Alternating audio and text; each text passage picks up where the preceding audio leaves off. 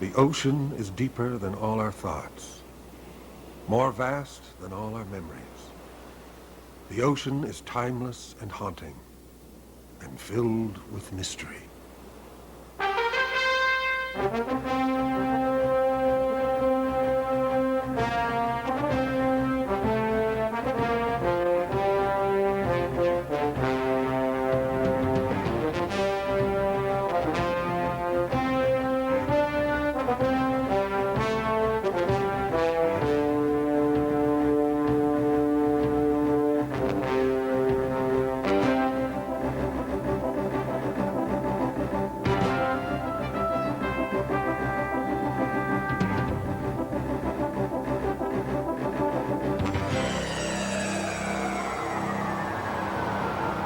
A hurricane is a tropical cyclone.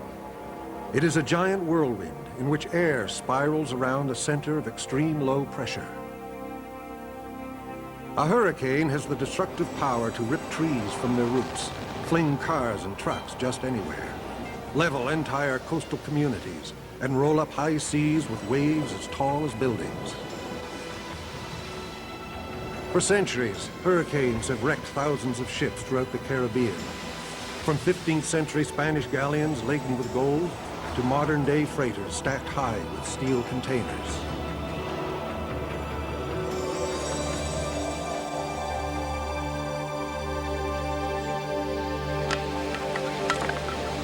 Rick Haupt and Dave Godet are documentary filmmakers.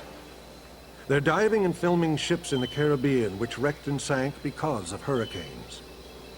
That's what has brought them to the island of St. Vincent. St. Vincent and the Grenadines lie 2,400 kilometers southeast of Miami, Florida, and 250 kilometers east of Barbados. The capital is Kingstown. St. Vincent is 27 kilometers long and 16 wide. It is mountainous, densely forested, and has an active volcano, La Soufrière. For centuries, St. Vincent has been a first landfall for ships sailing from Europe and Africa to the Caribbean Sea.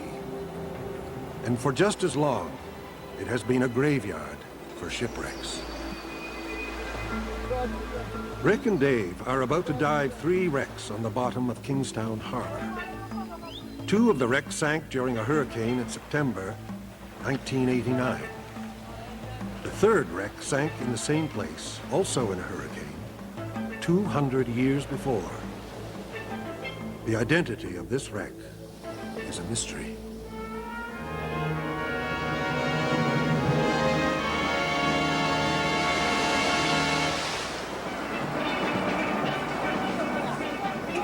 Local folklore suggests the mystery wreck was a slave ship named Africa, which sank during a hurricane in 1780.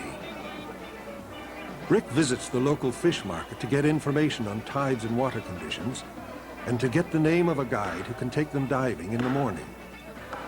Who knows more about the sea than those who make their living from it? This fish seller turns out to be a wealth of information. The fish seller not only knows about the tides and underwater currents, he knows about the mystery wreck and how it was discovered. Rick learns that sport divers accidentally discovered the mystery wreck. The sport divers were diving 2 wrecks, which sank in the hurricane of 1989. All of a sudden, they made a fabulous discovery. A 3rd wreck lay on the bottom, buried in silt and coral, within meters of the other 2. The fish seller also has the name of a guide who can show Rick where they are. You know what? I'm taking this one here.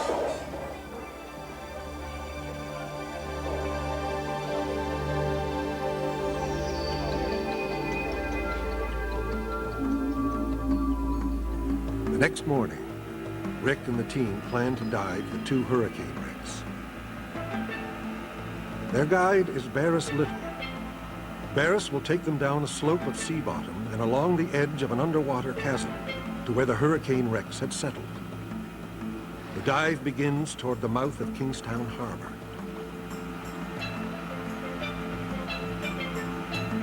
They anchor near the shore in shallow water, under an overhang of volcanic cliffs. Barris explains that the horseshoe shape to Kingstown Harbor provides safe anchorage during most storms which blow off the Atlantic Ocean. A hurricane, however, follows its own path. Hurricanes often funnel through the mouth of Kingstown Harbor and create literally a tempest in a teapot. Hurricanes have actually lifted small ships and thrown them against these cliffs.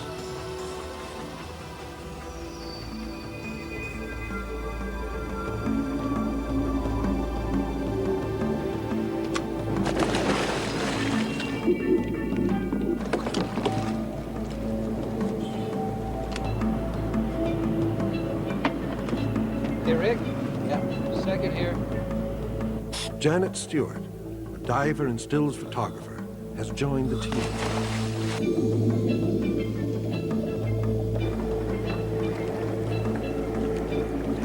This is a team of shipwreck hunters, but not treasure seekers. The only treasure they hunt is the educational and scientific value they find in each expedition. Rick, do you want some gloves, man? Okay. Today, the water is flat calm. The visibility is good. That should make for good diving and good filming.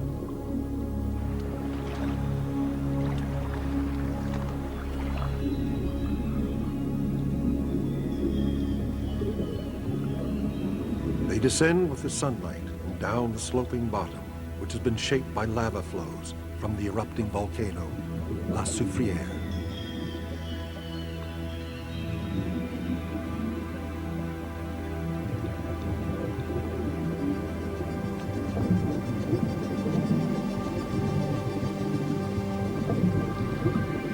Rick has found a moray eel living in the rocky seabed.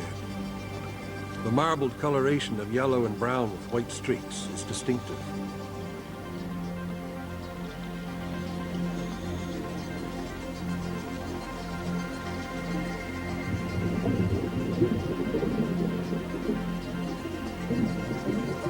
Bob Gerton, the team's above-water cameraman, has donned scuba gear to help with this expedition to such an unusual dive site. Rick and the team are swimming the edge of an underwater chasm. At the end of it, there is something most divers only dream about. Barris points the way to what he calls a shipwreck cemetery. A single dive site with the body and bones of 3 wrecks.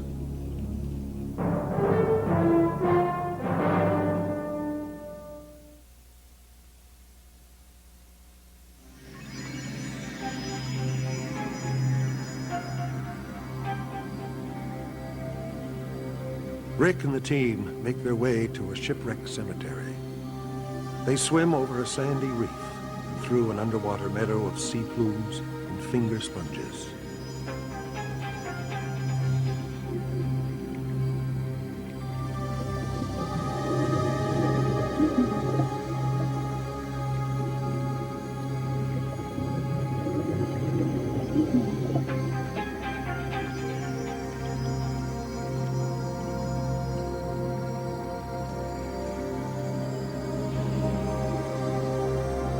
Trumpetfish disguises itself as a stalk of grass.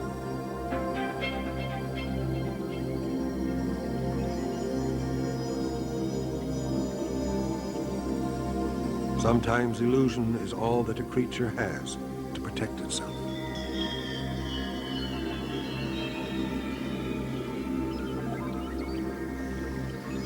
The scatter of volcanic rock provide excellent camouflage for this scorpion fish.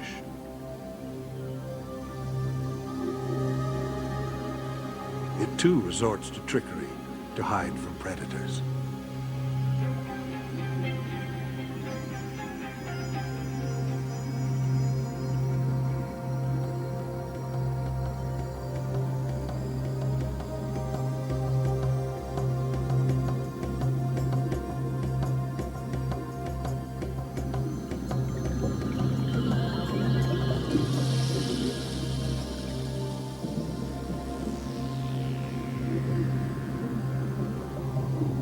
Barris points to where the bottom falls off quickly into a deep gully.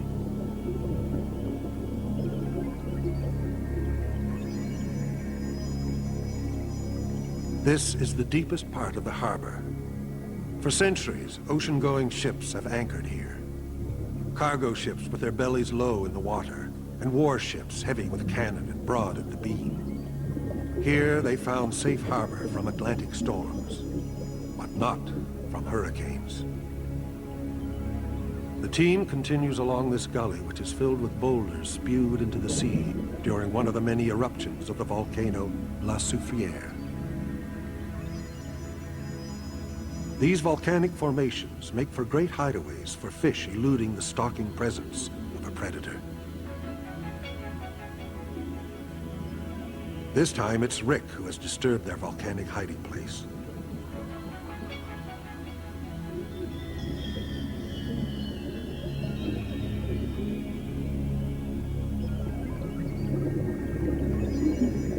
But not for long.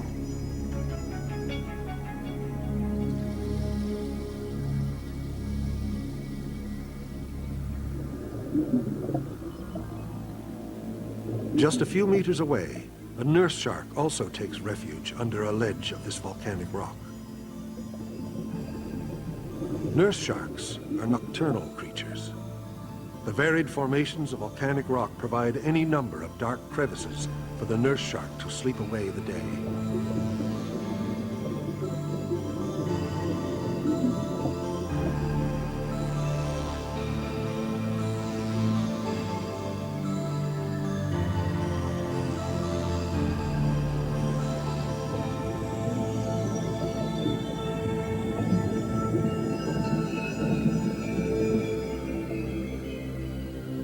Janet sees something.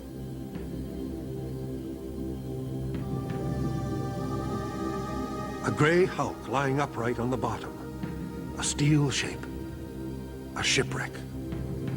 This is the Nomad. It was an inter-island ferry between St. Vincent and the Grenadines. It had lay at anchor at the south end of the harbor, safe beneath the overhang of cliffs, heedless to the calm before the storm. A giant whirlwind turned Kingstown harbor to froth. The Nomad pitched on her anchor chains. Sailors scrambled over the ship, changing handholds on the rope lines against a gray sea that pounded and swooped at the guns. They fixed gratings on the hatchways in a wind that blew a cyclone of sound. One chain broke, and then the other. And then Nomad crashed against the cliffs and back again. She sank during that hurricane. 1989. There is no record as to how many crew went down with her. Perhaps bones still lie inside this steel hull.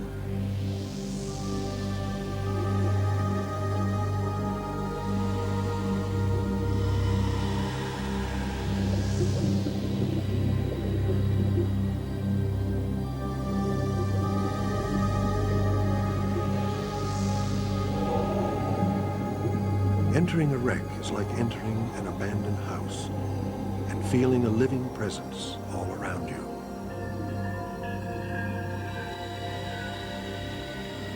A wreck on the bottom has a way of playing with the diver's mind. Objects give texture to images of the living past and the dead present.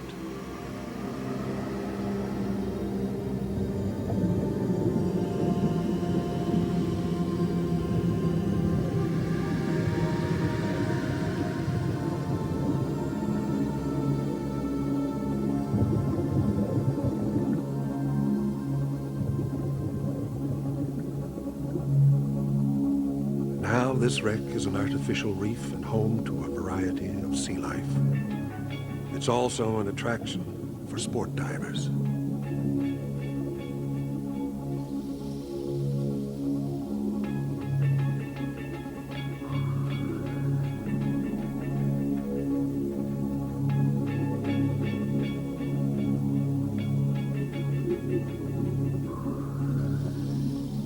Its great shape on the bottom, stoved deck planks, the rudder cables still on deck, feed a diver's imagination. But there's something else to feed the imagination. A shadow looming off Nomad's bow.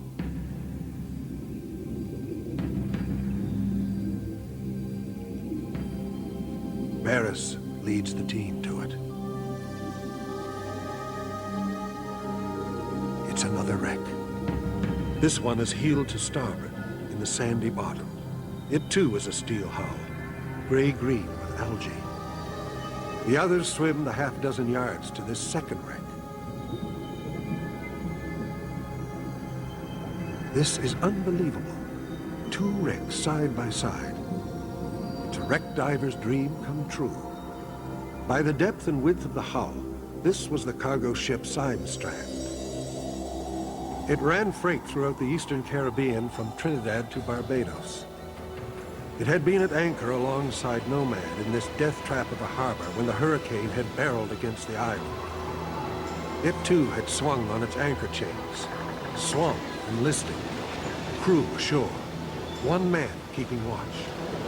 And then Nomad broke her chains and the wind whipped steel against steel, one ship into the other, driving Kingstown against the cliffs, against the underwater ledge called Flat Rock. The ships collided again and again, and then sank together into the deep water at the south end of the harbor.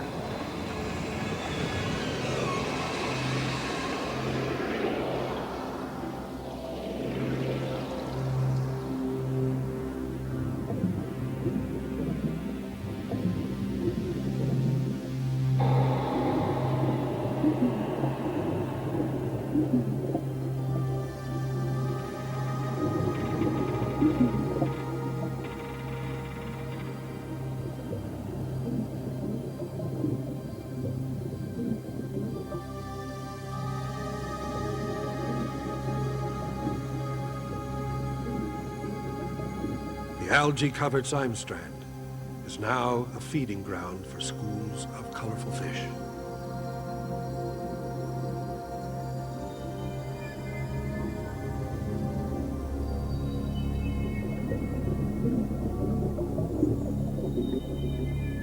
The open hold is like an underwater sanctum, which has Rick following his imagination through one bulkhead and into another.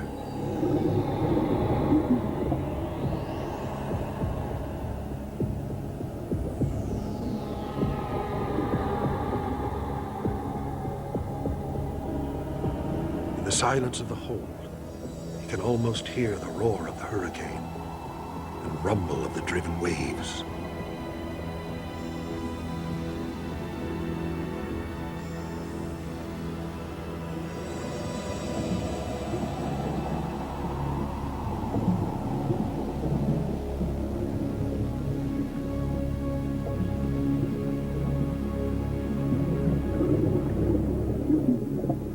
Barris has found a family of lobster, which has found a home in the bent steel.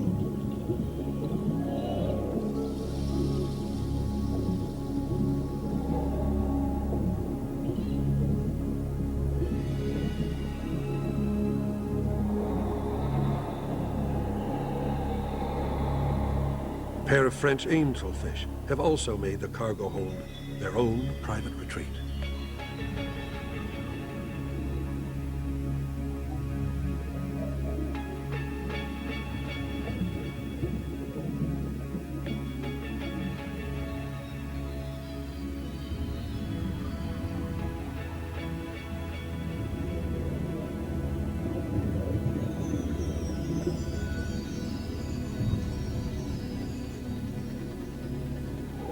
The wheelhouse is still intact.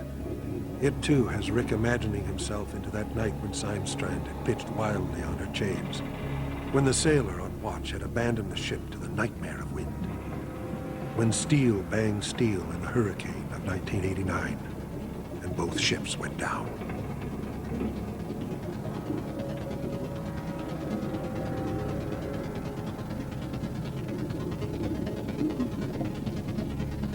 Rick swims off the starboard side of Kingstown.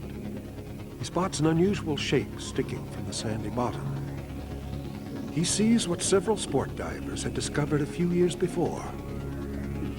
Storm-force winds had turned up the water in Kingstown Harbor and uncovered this object on the bottom. A long-shanked anchor. It belongs to another shipwreck, and it's old. This is an unusual dive site. There are 3 wrecks within meters of each other. 2 sank in the hurricane of 1989, and Then there's this one. This one is a mystery.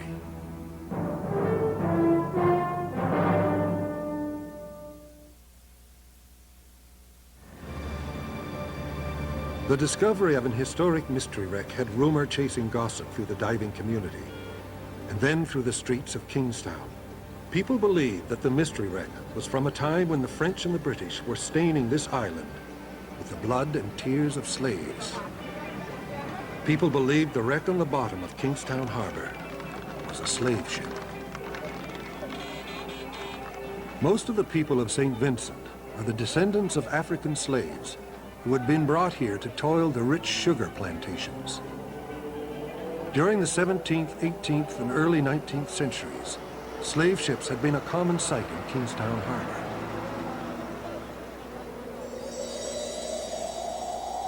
The slave trade had been so horribly well organized and so lucrative. Some of the finest families of England, France, Spain, Portugal, and the United States made their fortunes by selling slaves. Slave traders had agents in Africa. Some were African themselves, who rounded up men, women, and children like cattle. Many they kidnapped. Many more they purchased from tribal leaders.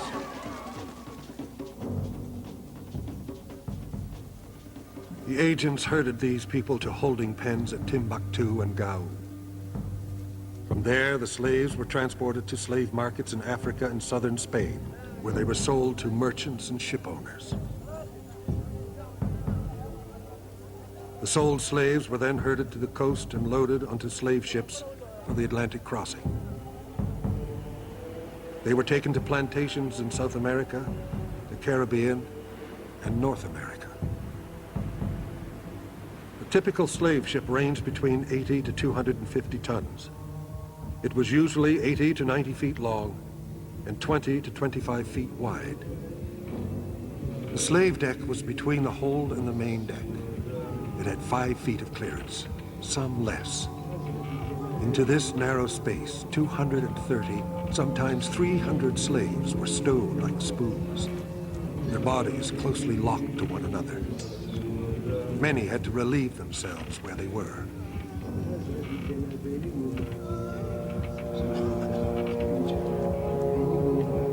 Depending on sea conditions, the voyage would take 30 to 50 days, long enough for water to become scummy, food scarce. Dysentery was the worst of the diseases on a slave ship. Smallpox was second. Yet for all the filth and overcrowding, the mortality rate among slaves during an ocean crossing was relatively low, about 9%. Crew members stood a higher risk of dying during the crossing than a slave. That's only because a healthy slave was money in the bank.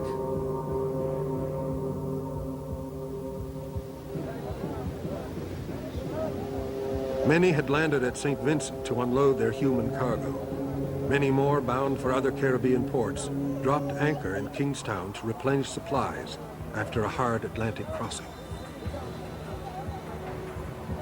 There is documented evidence that the slave ship Africa had wrecked in Kingstown Harbor during a hurricane in the 1780s. Is this what lies on the bottom of Kingstown Harbor, a slave ship? David, it's a pleasure to meet you. This is Stephen Clausen. Rick and Dave joined the Institute of Maritime History's field team. They're investigating the mystery wreck. Well, you guys want to come on inside? David Johnson is the team's marine archaeologist. Stefan Clayson is project director. The team also includes members from Florida State University's academic diving program. The team starts by examining artifacts previously raised by treasure seekers. Luckily, a vigilant St. Vincent government had halted all dives to the mystery wreck early on. Not many artifacts had been raised from the wreck, and most of these were eventually located and properly kept in wet storage of fresh water. They have since been collected and conserved in the team's field laboratory. The indiscriminate removal of artifacts from a wreck site diminishes their archaeological value. It's a lot like removing evidence from a crime scene. It breaks the direct link between the artifact and the wreck. Still, they are useful as supporting evidence. Sometimes archaeologists can set a rough time frame for a wreck based on artifacts such as these. For example, this plain white dinner plate had been removed from the wreck by sport divers. It was a common form of pottery from 1640 to 1780. This pot shows traces of a high-fire shiny brown glaze, a type of stoneware also common from 1640 to 1780. There's one thing more. This large copper cauldron had also been removed from the wreck site. It was a cooking pot. If there are other cauldrons of similar size on the wreck, then this ship accommodated either a sizable crew or a cargo of human beings. Again, a type of ship that's going to have hundreds of people on board of it. The possibility that the mystery wreck is a slave ship has Rick and Dave anxious to get diving again.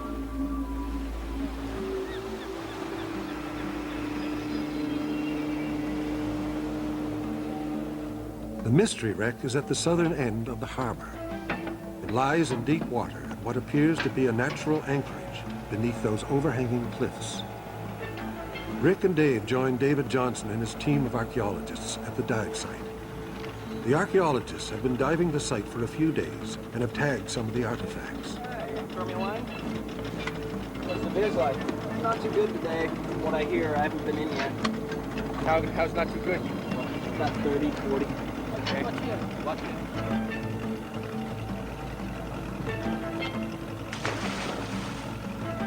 The team will be slowly examining the coral reef and hand-fanning the sandy bottom for clues.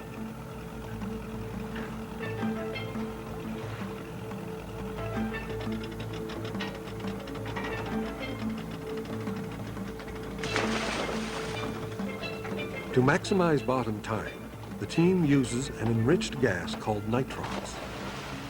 Nitrox has a higher percentage of oxygen than normal air, roughly 13% more. This will not only lengthen bottom time, but also shorten surface intervals and reduce the fatigue associated with working at more than 30 meters underwater.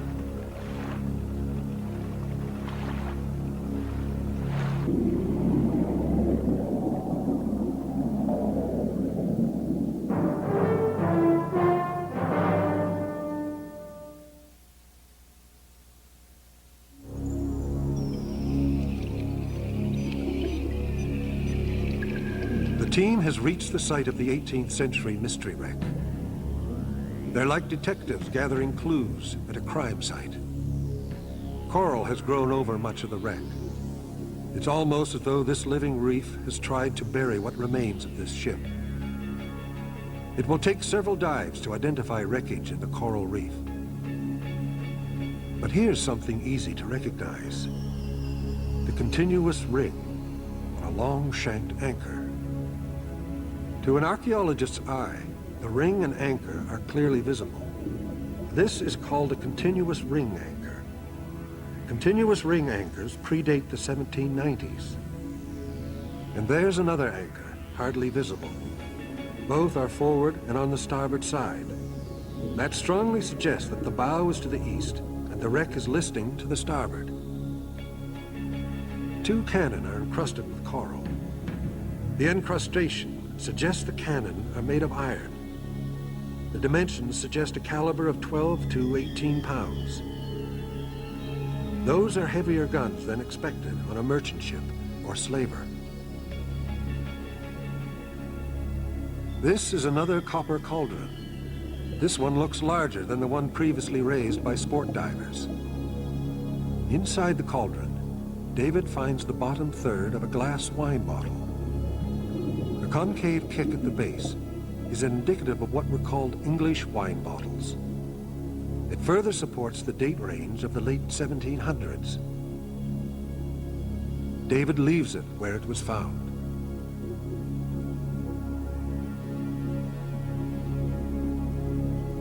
Not far away, the team finds a copper cook stove. More evidence that a few hundred people were being fed on this ship. It either had a sizable crew, or this was a slave ship. This is a concretion of iron objects. They could be just about anything made of iron, but their shape suggests stock iron bars, which were used for metalwork. In the 18th century, flat iron was a common commodity in the slave trade. So far, the evidence favors a slave ship from the 1700s, except for one thing: the length and width of the debris field. The debris field measures 30 meters long by 17 meters wide. This was a large ship, much larger than the average slave ship of 150-200 tons, and certainly larger than the slave ship identified in historical documents as the Africa. The Africa was registered in Lancaster, England, as a brig of 80 tons. The size of the wrecked debris field suggests a ship greater than 250 tons. If this was a slave ship, then it was an unusually large one, much larger than the slave ships which had anchored and traded in Kingstown harbor. And if it's not a slave ship, then what is it? What other heavily armed 18th century ship was this large and boarded a crew of more than 200 men? The team believes there are only two other possibilities: warship or pirate ship.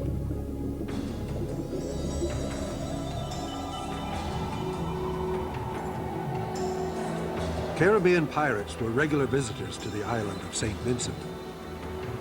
They anchored here for the same reasons as other ships: to replenish supplies, careen their ships for repairs, sell captured cargoes, or drink and whore throughout the town.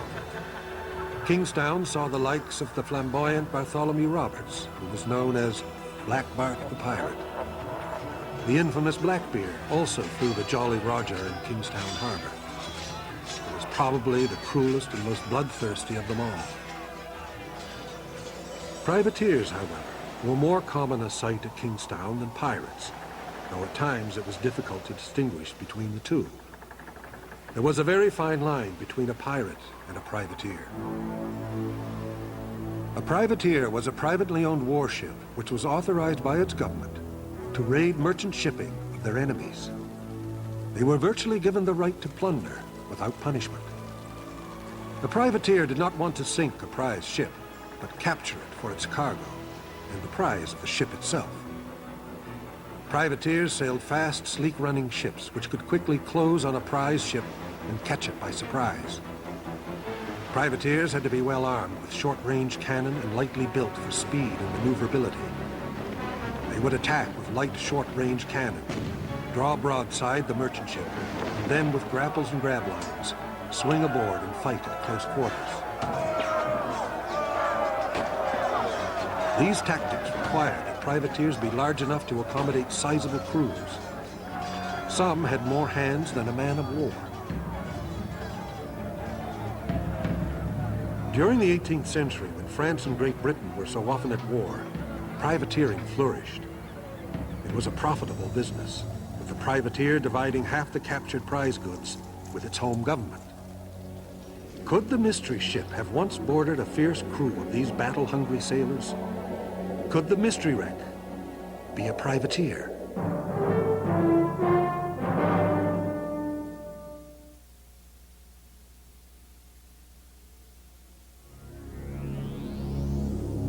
Rick and Dave Johnson are searching the reef for clues and artifacts, which may be camouflaged by the coral.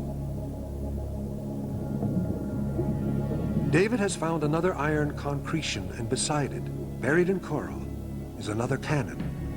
It's barely visible. It takes an experienced, well-trained eye to see it. It, too, is iron. The breech end diameter is about half a meter. It is probably a 12 to 18 pound caliber gun.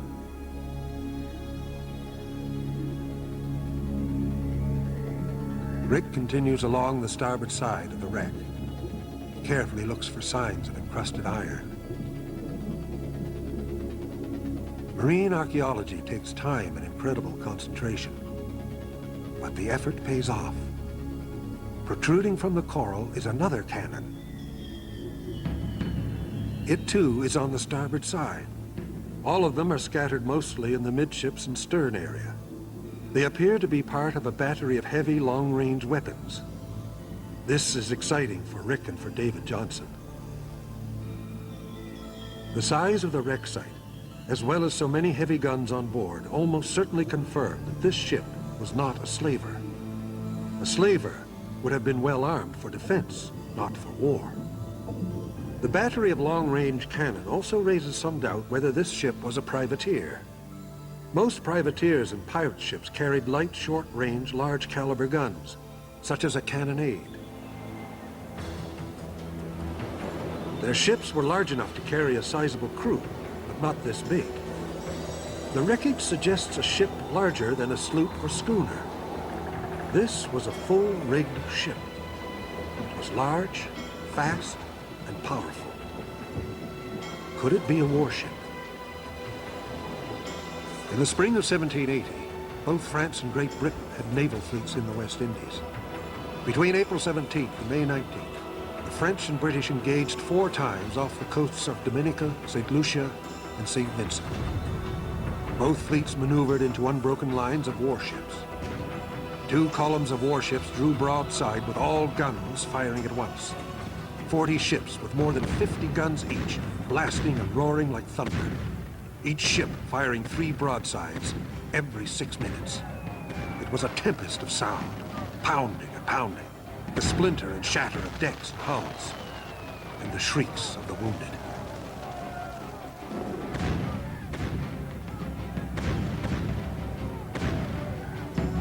When the battle was over, the French bore away crippled and badly in need of refit.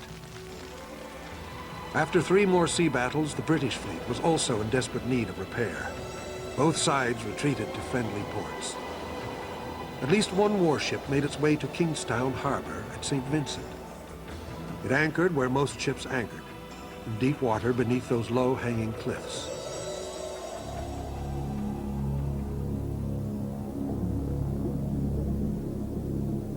'80 was a wild year for hurricanes in the West Indies. They blew havoc from Tobago to the coast of the Carolinas. As the warship lay at anchor, it was caught in a hurricane. The savage wind blew that warship against this volcanic ledge, which ripped through its hull and sent it straight to the bottom of Kingstown harbor. The question now, was it a French warship, or was it British?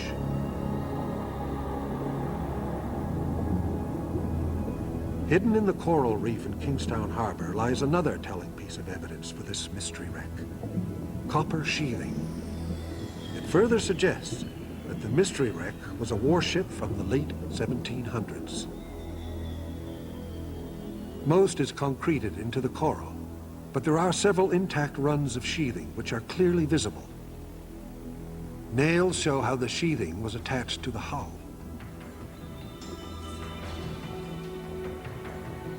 Copper sheathing was first used in the 1760s. Copper sheathing was new technology for the 18th century and expensive. It was not commonplace until the 1770s and 1780s during the American Revolution. And then it was commonplace only among the British and French navies. Merchant ships were not copper-clad until the early 19th century. Privateers hardly ever. David Johnson and the IMH team of archaeologists decide to raise the most telling piece of diagnostic evidence in order to examine it. They plan to raise one of the wreck's heavy guns. The team selected a cannon at the stern of the wreck on the starboard side. It's not firmly concreted to the bottom nor to the surrounding reef. This will minimize any damage to the wreck and to the reef. Right now, Rick and David's worst fear is that something will go wrong with the lift, damaging the gun itself or the wreck below.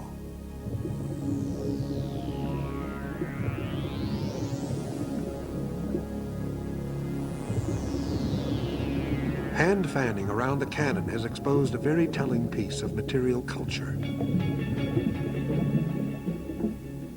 David Johnson decides to bring this exposed artifact to the surface as well. The debris field, as well as timber fragments in the stern section of the hull, tell of a large ship. The copper cauldrons and cook stove indicate that this ship was large enough to accommodate more than 200 persons. The battery of cannon and the copper sheathing tell of a warship. The ceramics removed from the wreck by sport divers are all from the 1700s. This stone jug, which will be properly documented by the archaeologists, should confirm those dates. The divers follow the stone jug to the surface. Beep, beep, beep, and he's saying one more shot.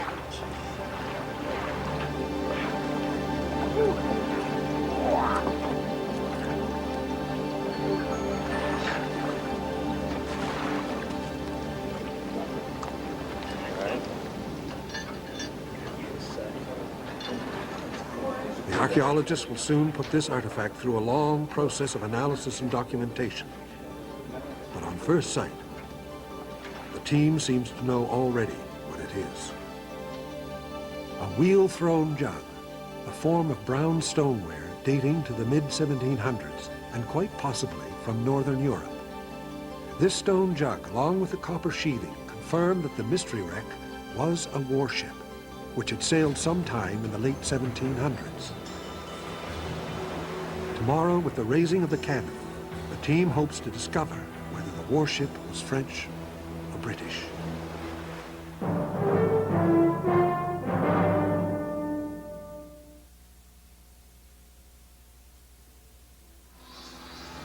The team gets an early start for the raising of the cannon. A nearby construction company, Carafe & Sons, has donated a barge and crane for the lift.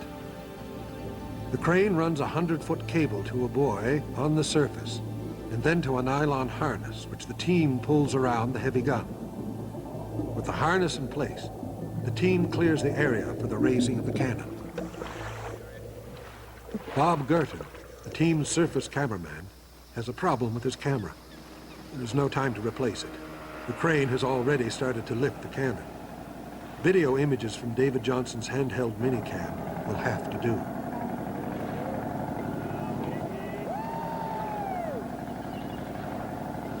There it is, a 200-year-old cannon which weighs in excess of 3,000 pounds.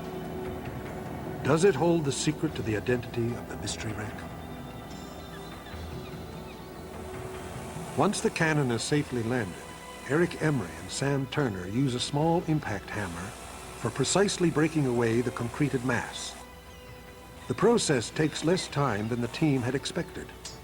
It falls away in chunks. This exposed section shows a cannon that is remarkably well preserved. This is unbelievable.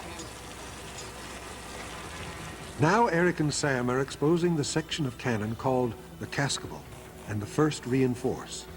This is where the team expects to find barrel markings, which usually include the initials of the Master General of Ordnance and the badge of the reigning monarch. What they reveal is an incredible piece of evidence. The actual date when the cannon was manufactured, 1776.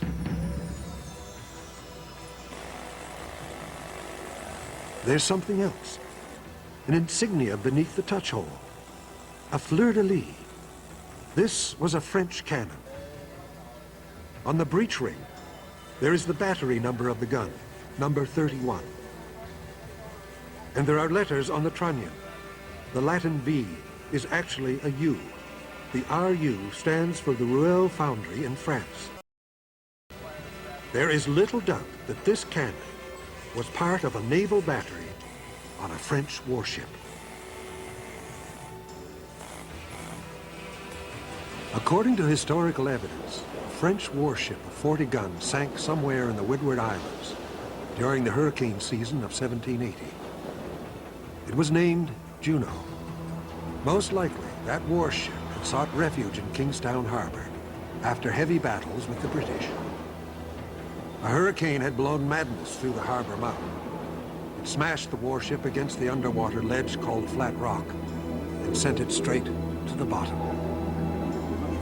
By cross-referencing the barrel markings with documents in French archives, Archaeologists will be able to identify the actual warship this cannon was mounted on. Rick believes it is quite possible that the mystery wreck in Kingstown Harbor is the same French warship which sank during a hurricane on October 10th, 1780. Rick believes the mystery wreck is the warship, Juno. It will take months, perhaps years of investigation before the archaeologists can confirm the wreck's identity. Nevertheless, discovering an 18th century shipwreck is a rare accomplishment. For David Johnson and his team of marine archaeologists, and for Rick and Dave, shipwreck hunting doesn't get any better than this. Join us again as we continue to search for more shipwrecks in these oceans of mystery.